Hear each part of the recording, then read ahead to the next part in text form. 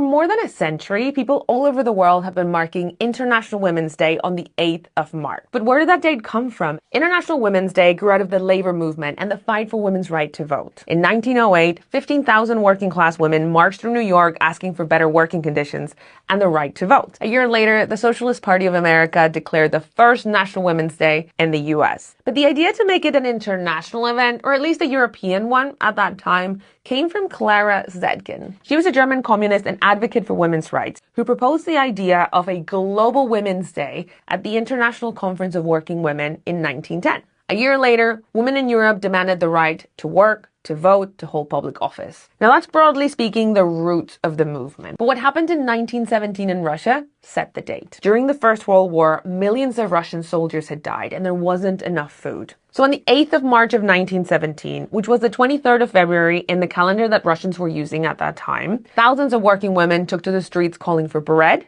and peace. The protest grew into what we now call the February Revolution. The Tsar was forced to abdicate and the provisional government granted women the right to vote. From then on, that date became the day to commemorate the struggles of women all over the world.